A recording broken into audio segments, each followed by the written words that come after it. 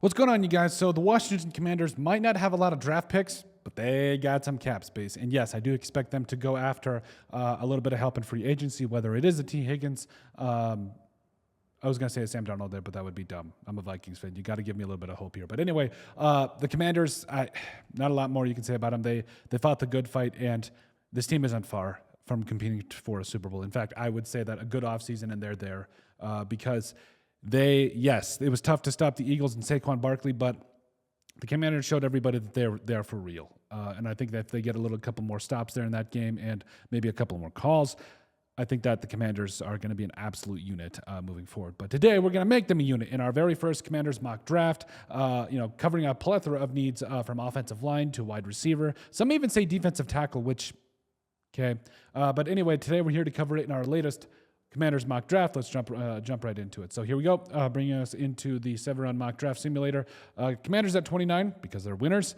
7 rounds, high speed, low drag, public versus PFF. We like to go more towards the public side of things, as well as care for positional value and drafting for needs are both relatively high, and a little bit of randomness because it is the draft. Weird things happen all the time. Now, again, we only have 5 picks here, so we got to make them count. We're not trading either. So going to go ahead and start the draft and really just see how things fall here. I think that they are in a position where they legitimately could go BPA and really just let things fall where they may. And so, pun intended. So right off the bat here, Commanders, wide receiver, tackle, edge, and corner are all needs. Now, Josh Connerly's just sitting there. Has played all over the offensive line. Who's going to be there at 60 at corner? That's my question. Maybe Zy Alexander, Maxwell Hairston. I really want Javon Ravel, though. I think that I understand. I'm going to get some flack now. I'm going to get an absolute lot of flack here, and I get it, but I'm going to switch it up. I'm not going Connerly here. I'm not going to do it. What I will do is I will go Javon Ravel because Javon Ravel is going to be a stud in the NFL. He's tall. He's lengthy. He is everything that you want in a corner. I really full-heartedly believe that he is what you wanted. He is what Marshawn Lattimore was supposed to be. But Javon Ravel here, instant starter, shutdown guy, just fantastic player. Javon Ravel, there we go. That's one. Now, 4 more picks. Got to make them count. So now at tackle, Ariante Ursary went. That's fine. Kind of sucks, I'm not going to lie, but Ozzie Trapilo there is there anyways. He falls to you, has played both of them, and at a high level at Boston College. That's fantastic. It doesn't get much better than that. So my question is who's going to be there at wide receiver late in the 3rd round? Okay, Josh Bond. Okay, Johnson, Harris. Okay, I'm going to go Trapilo here. I would have liked to go Ariante Ursary. I don't know why the Lions are going tackle here. They're fine, but okay. So we're going to go Trapilo here. Tackle, fantastic. We got corner and tackle taken care of. Now, this is where things get interesting. So we got corner and tackle. There's also edge here. That's a need. Just go and sign Malcolm Kuntz. You'll be fine. 3rd round, I think right here we go wide receiver. And I think we go Trey Harris. Can I trade down 2 spots? That's my question. Are the Bengals going to go for Harris? It's a possibility. Can I get an extra 4? Oh wait, this is our 1.0. We can't do trades. My bad. Okay, sorry. Yeah, we got to do just stick and pick. So, Isaiah Bond. Can you imagine Isaiah Bond and Terry McLaurin tearing it up? Pun intended. I like me some Trey Harris too. More of a jump ball type receiver, but Isaiah Bond is just a speedster. I got to go Bond here. I'm sorry. I got to go Bond. So we got wide receiver, tackle, corner all taken care of.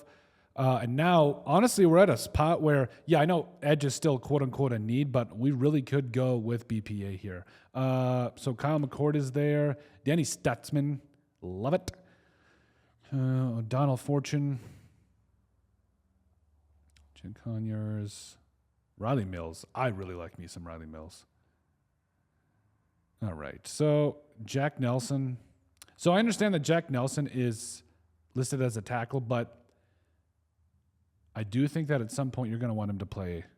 No, he's too tall to play guard, isn't he? Yes, he is. Let's see, Tootin is there. Jordan James. I like me some Jordan James.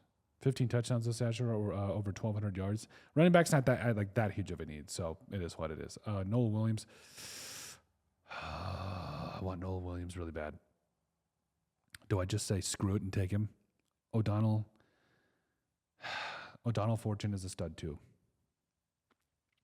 Richard Senior, a little bit of a stud, a little bit of an older prospect. I really want weapons, but I also want. I'm gonna go Fortune. I know I'm doubling down on corner. I'm gonna drive some people nuts.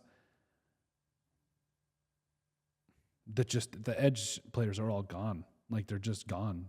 Tyler Batty's there, but I'm not gonna take him in the 5th round. Okay. Guess we're doing it. Fortune. Welcome to the Commanders. I think that you've doubled down on corner now. So, I mean, again, you're in a division with some really good players, not to mention the fact, if you want to win in the NFL, you got to be able to shut down the other guys. And I think getting 2 stud corners here is a pretty good consolation prize. So, Seth Hennigan is there. DeRicky Wright, Thor Griffith. Drew Kendall is low-key one of my favorite players out of this entire draft class. Now, I understand that smaller school guy, but I think he's everything you want. And at this point, I think he can play all over on the offensive line. Smart guy, tough, you love him. Okay, so here's how everything ended up, showing you how it all fell together. So right off the top of the bat here, they gave us a B+, and our first 2 picks were A's, but okay. So Siobhan Ravel, starter for you immediately. I mean, it's just fantastic. So Siobhan Ravel, they gave us, really, because Jalen Milrow has a higher positional rank, really? That's what we're going with? All right. Siobhan Ravel, stud, day 1 starter, shutdown corner, what is it?